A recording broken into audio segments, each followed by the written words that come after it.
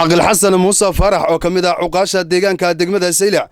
ayaa jawaab kulul ka bixiyay hadal deelqaaf ah oo ku soo baxay saxaafadda qaarkeed kaasi oo sida uu sheegay lagaga been abuurtay magaciisa oo saddexan isla markaana lagu dalbanayay in xilka lagaga xayuubiyo wasiirka wasaaradda dibadejinta dibudhiska iyo samafalka ee jamhuuriyadda Soomaaliland عاقل حسن موسى oo degan deegaanka ugaas loogu xir ee degmada Saylac ayaa waxaanu ku booqanay deegaankaasi sida darteed maanta halkan waxaan kaga hadlayaa niman been sheegay oo yiri ninka waxa ku hadlay kaabu wuxuu ahaa nin been abuur iyo waxaan dadka lagu orobulug wargeys baana soo qoraa la yiri ma taqaanaan oo aanu aan garanay anagu wargeysada ma hor tagno saxaafadana kama hadal la sheegayo hargeysa haddaan tagnaa dan guud baan u tagnaa halkan haddaan joogno waa qorfo waxaan ku nool dadka dhan baa arkaya sida darteed dadkii waxa yiri ee ka sheegay beenta wasiirkayga mudnan ee ilaahay noo keenay Axmed Abdi Kaahin ilaahay noo keenay ee maanta wali wasiirka kala ciyaaraha iyo waxba la oran jiray ee maanta halkan loo geeyay horta mahad baan ku naqayna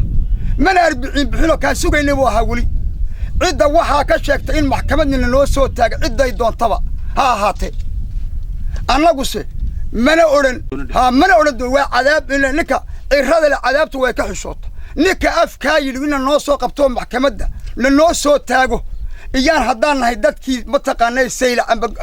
degmada Saylac gaar ahaan amba aaqiladan ahay ani Aaqil Xasan Muuse Farax baa leeyahay ibraana waa ku magac dheer meel kastaan jooga wali cid liga sheegatay wax lama helayo hasan raysaa hoosayse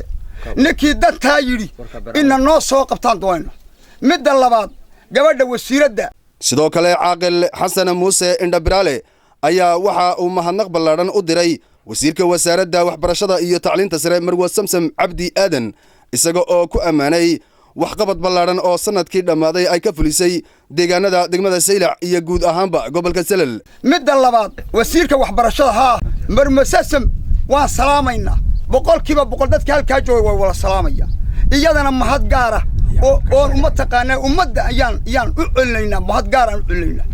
ma garab waxaana ku amaanaya wax qabadka ay qabatay oo u qabatay gobolka Salal ee waxbarashada iyo go'ayti ay ka soo goysay iyadoo dadkeeda ay ku maamulaysan ku amaanaya boqolkiiba taana amaanta waan u haynaa dadka reer Salal dhan baa wahay Soomaaliya dhan baa wahay ilaahay gaar ahaan waxa uu degmada Saylac ilaahay umrigeeda ha raaj amiin wasiirkayga ilaahay umrigiisa raaj cidii beenta ka sheegteen waa in maxkamadna loo soo taag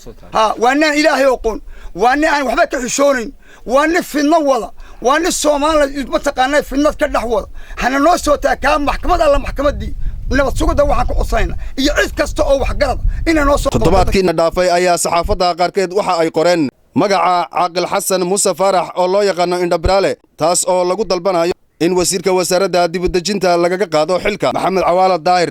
xariirad.net Saylac